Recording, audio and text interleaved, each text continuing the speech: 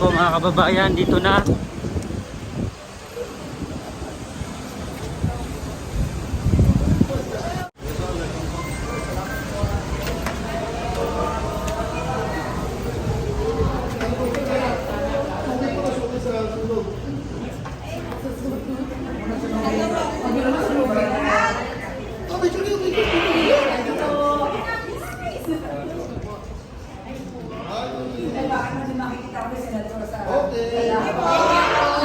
Thank you very much.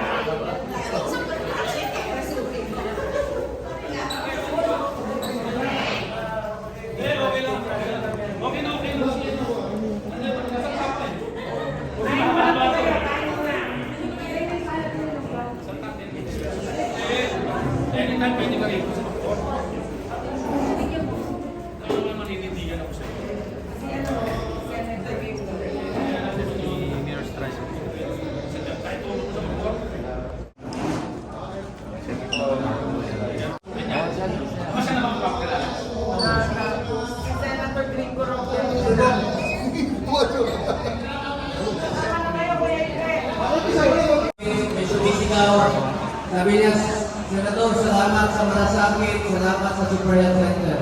Huwag po kayo magpasalamat sa akin. Sa totoo lang po, ako po ang dapat magpasalamat sa inyo. Dahil ako po isang probinsyano lamang, katulad ni Tatay Digong, na binigyan niyo po ng pagkakataon na makapagserbisyo po sa inyo lahat. Maraming salamat po sa inyo lahat. Hindi ko po sasayangin ang tiwalang binigay niyo sa akin.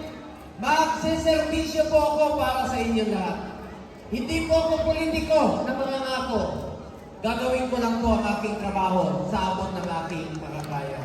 Maraming salamat sa mga taga Bacoor, Cavite. Mahal na mahal ko kayo rito bilang adopted son ng Calabarzon. Hindi ko lang po habaan ang aking sasabihin. May mga kasamahan po ako rito. Gusto ko lang pong i-report sa inyo bilang inyong senador. Ako po ay nagtatrabaho po. Katabi kami, seatmate kami ng inyong minamahal, ng ating minamahal na Senador Bong Revilla. Magkatabi kami. Palampakan naman natin si Senator Bong Revilla. Katabi kami yan. Nagtipwentuhan kami parati. At ang aking kaibigan, ang aking kumpare, the ever supportive, sabi ko, kung papalarin naman tayo pareho pagdating ng panahon, patuloy po akong tutulong dito sa Bacoor. Maraming salamat, Mayor Strike Revilla. Maraming salamat po, Mayor Strike.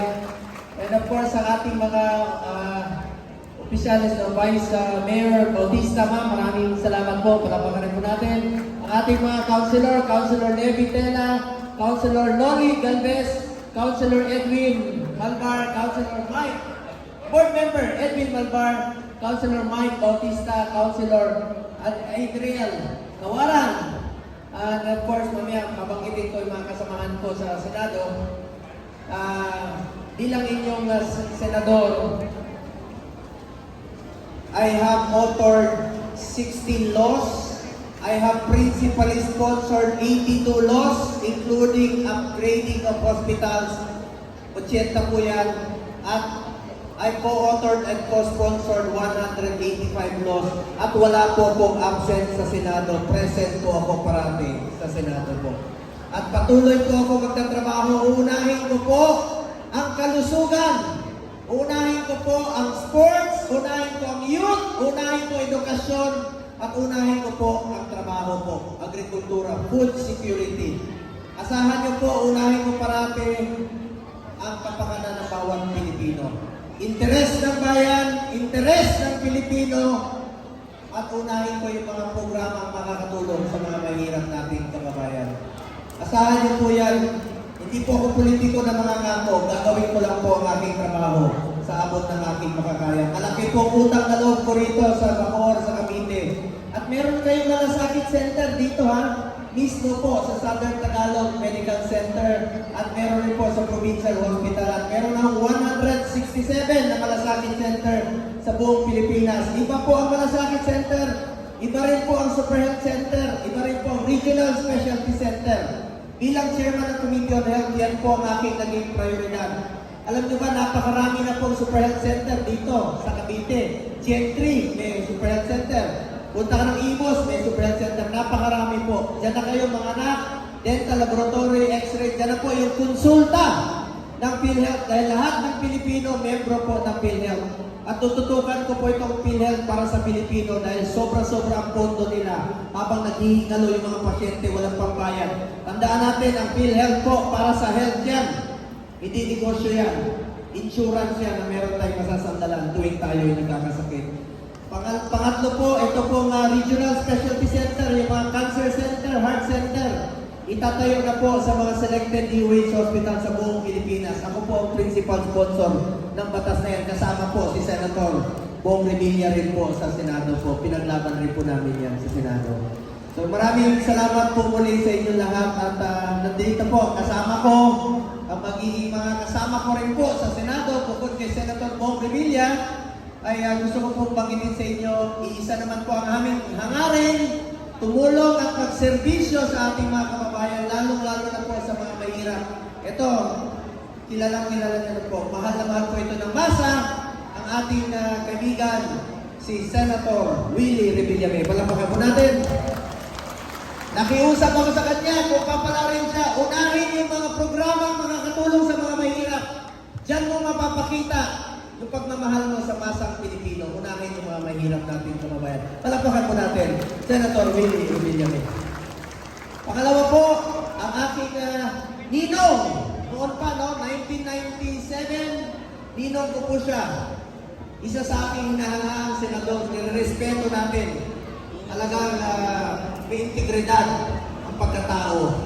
Ang aking ninong, napakagaling. At pagdating ng panahon, sana magkaabot pa kami sa Senado. Yan po ang aking pangarap, dream ko na magkasabay kami sa Senado. Kasi hindi kami nag-abot. Nag-graduate po siya. Ako naman po, papasok sa Senado noong 2019. Ang ating minamahal na Senator Gringo Honasan. Palakpakan rin po natin. Isa sa hinahangaan kong senador sa buong Pilipinas. Totoo po yan. And of course, pangatlo, wala na yung kaibigan ko. Huwag ka magtago dyan. Kakanta pa tayo mamaya. Kantahan natin. Ito, Dino. Alam niyo, itong tao ito, kasama ko po noon. Kaibigan ko noon, bata pa ako, pinapanood ko na siya sa pelikula. Alam niyo, idol ko siya sa pelikula. 7 years old pa ako, kahoy pa yung sinihan, pinapanood ko na po siya. Ang kulang na lang po sa buhay niya ay makapaglingkod sa inyo. Nagawa na niya lahat. 27, best actor, nagawa na niya. 70 years old na po siya. 71 years old na. 71 years old na po siya. Ang kulang na lang ay makapaglingkod sa inyo. Sana po'y huwag niyo rin po kalimutan si Senator Ipe Salvador. Palakpakan po natin. May asin pa bang ipinit? Naniniwala tayo may asin pa saan? Ako ay naniniwala. Alam niyo, magkasama kami ng isang araw. Ang init ng panahon. Nakasuot siya ng jacket. Paghubad niya ng jacket, basang-basa yung damit. Napatunayan ko, may asin pa talaga siya. Lapitan niyo ako dito, yakapin niyo ako, bango lang ang maamoy. Pero huwag kayo madalala. Binigyan ko siya ng tawas. Bacoor, I love you!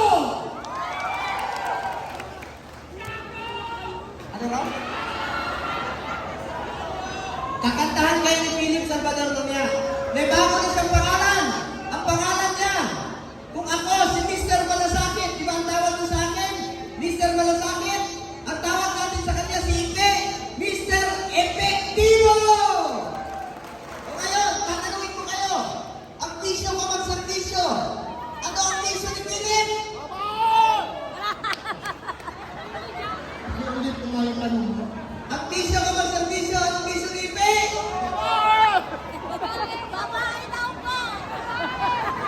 Dito! Ang bisyo ko magservisyo, ang bisyo ni Ipe? Oo! Inaamin ko naman po yun. Pero, nung kabataan ko. Pero ngayon malalaw mo yan. Good boy na to. Parang si Senator Bong Revilla, Senator Gringo Honasan, Senator Willie Villanueva,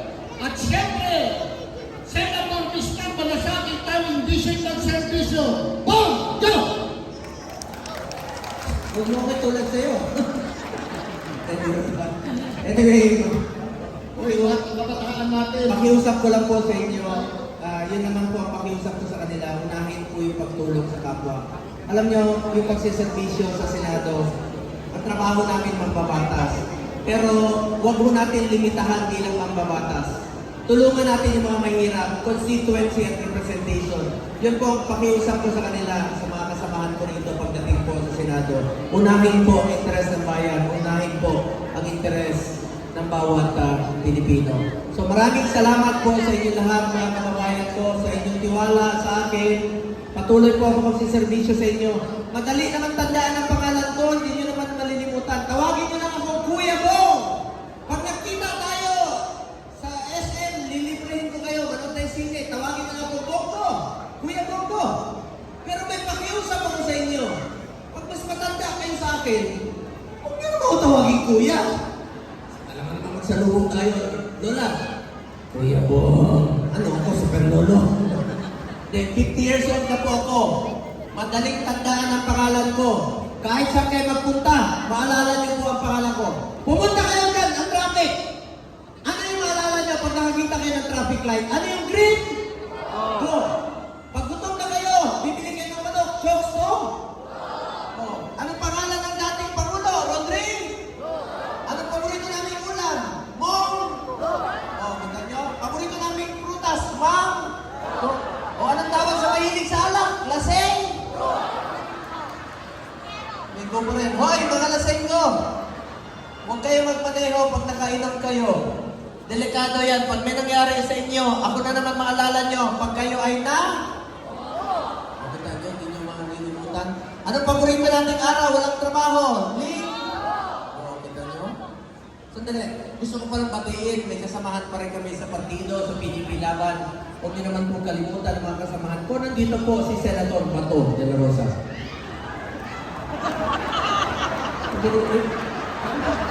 Ay! Si Bato ba yun? Hindi ko makakala.